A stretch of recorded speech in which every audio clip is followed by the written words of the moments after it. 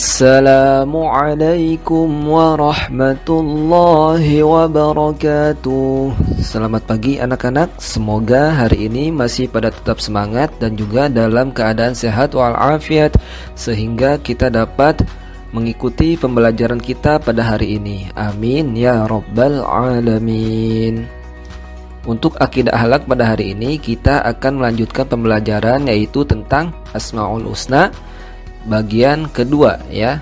Hari ini kita akan membahasnya, yaitu Asmaul Husna As-Sabur dan Al-Halim. Yuk simak baik-baik penjelasan berikut ini. Oke, kita akan membahas As-Sabur dulu ya. Apa itu As-Sabur? As-Sabur artinya yang maha sabar. Dialah Allah yang maha penyabar, yang menyukai dan menyertai orang-orang yang bersabar. Jadi sifat as-sabur Allah subhanahu wa ta'ala terhadap makhluknya dapat kita lihat dalam kehidupan sehari-hari. Seperti Allah subhanahu wa ta'ala senantiasa memberikan rezeki kepada semua hambanya tanpa pilih kasih, walaupun ada di antara hambanya yang durhaka kepada Allah subhanahu wa ta'ala.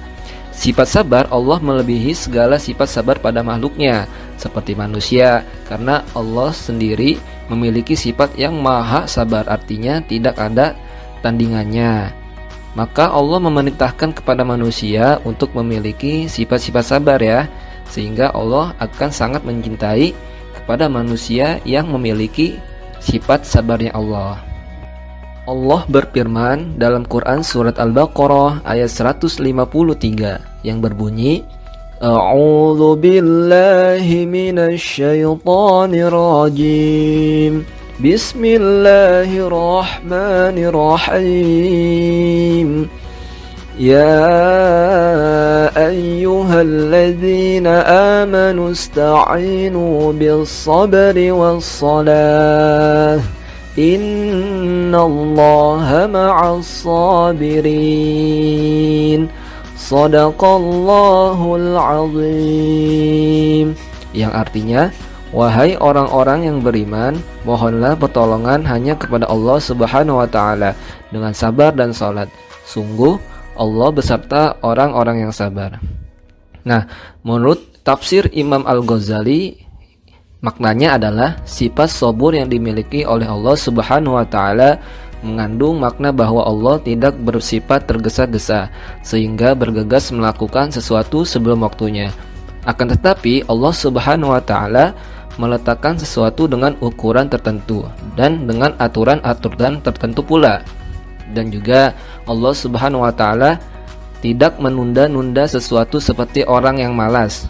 Allah juga tidak pula mempercepat sesuatu seperti orang yang tergesa-gesa. Segala sesuatu diletakkan pada tempat dan waktu yang seharusnya. Nah, itu dia. Jadi beda ya. Sifat sabar Allah sama sifat sabar manusia itu beda. Kalau Allah tidak terbatas ruang dan waktu, sedangkan manusia sabarnya itu terbatas, ya. Nah, walaupun kita sebagai manusia memiliki kesabaran yang terbatas, kita diharuskan mencontoh Allah karena Allah memiliki kesabaran yang tidak terbatas. Tidak terbatas ruang dan waktu. Nah, untuk itu, di dalam kehidupan sehari-hari kita, walaupun kita tengah atau sedang mengalami ujian atau cobaan, kita dituntut harus mencontoh sifat sabarnya Allah. Sehingga dalam kehidupan kita sehari-hari, kita akan merasa tenang dalam menghadapi ujian atau cobaan yang Allah berikan kepada kita sebagai manusia. Dalam kehidupan sehari-hari, Allah menyuruh kita sabar dalam hal berikut ini. Yang pertama, menjaga diri dari perbuatan tidak baik. Contohnya, misalkan ketika kalian diejek oleh teman kalian atau dibuli oleh teman kalian, kalian tidak terpengaruh dengan bulian tersebut. Artinya kalian sabar dalam menghadapi bulian dari teman kalian. Nah, ini yang pertama ya. Itu salah satu contoh dari menjaga diri dari perbuatan yang tidak baik. Artinya kalian tidak marah, tidak membalas bulian teman kalian atau perbuatan-perbuatan buruk yang lainnya. Yang kedua, terhadap kesusahan dan penderitaan dalam menjalankan kewajiban-kewajiban agama. Nah, tentu seseorang apabila ingin mendapatkan surganya Allah tentu akan bersusah-susah dalam menggapainya. Artinya contohnya begini, ketika ada manusia ingin mendapatkan surga tetapi dia hanya melakukan perintah-perintah Allah yang menurut dia itu mudah, tetapi dia tidak menjalankan kewajiban-kewajiban, misalkan sholat 5 waktu. Nah, ini tidak boleh ya. Artinya dalam menggapai surga kita harus bersusah-susah terlebih dahulu dengan kewajiban-kewajiban yang telah Allah berikan kepada manusia atau kepada kita untuk melakukan kewajiban-kewajiban tersebut di dalam agama. Misalkan seperti sholat 5 waktu atau mengerjakan sunnah-sunnah Rasulullah, sehingga kita dapat menggapai surga walaupun dengan sangat kesusahan dan penderitaan dalam menjalankannya. Seseorang yang mengenal dan meneladani sifat Allah As-Sabur, dia akan mengamalkan perilaku sabar dalam berbagai hal. Nah, contohnya seperti yang ketiga ini. Dia mampu menerima dan menghadapi musibah yang telah Allah berikan kepadanya. Dengan ikhlas, seseorang tersebut mampu mengambil hikmah di setiap kejadian atau musibah yang telah dia lalui sebelumnya. Yang keempat, Allah memerintahkan kepada kita untuk sabar dalam mempertahankan kebenaran. Contohnya, misalkan kita sebagai orang muslim tidak boleh terhasut oleh orang di luar Islam atau non-muslim. Apabila ada ajakan atau hasutan dari teman atau orang lain untuk memeluk agama yang lain, untuk pindah ke agama yang lain, itu kita tidak boleh terhasut dengannya. Dengan demikian, kita sudah termasuk orang-orang yang sabar dalam mempertahankan kebenaran, yaitu agama kita sendiri, yaitu Muslim atau Islam. Selanjutnya yaitu doa dengan Asmaul Husna As-Sabur. Bismillahirrahmanirrahim. Ya saburun ij'alna sabirin. Ya, artinya, ya Tuhanku yang Maha Penyabar, jadikanlah kami orang-orang yang sabar. Nah, doa ini bisa kalian terapkan ketika selesai sholat 5 waktu ya. Jadi kalian bisa memakai doa ini. Pernahkah kita berpikir siapa yang menyayangi kita? Ya, jawabannya tentu ayah dan ibu kita. Selain itu siapa lagi? Betul, Allah Subhanahu wa Ta'ala. Dialah Allah yang Maha Penyantun. Nah, jadi Al-Halim itu artinya adalah yang Maha Penyantun. Dialah Allah yang tidak cepat menyiksa orang yang berdosa karena Dia memberi kesempatan untuk bertaubat. Kasih sayang Allah bentuknya itu tidak terhingga.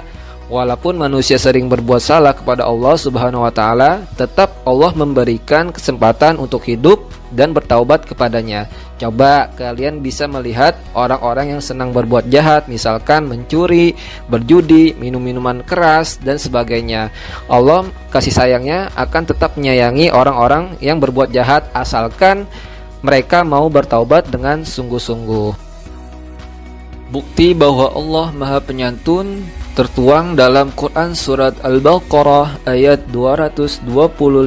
Allah berfirman yang berbunyi, A'udzu billahi minasy syaithanir rajim.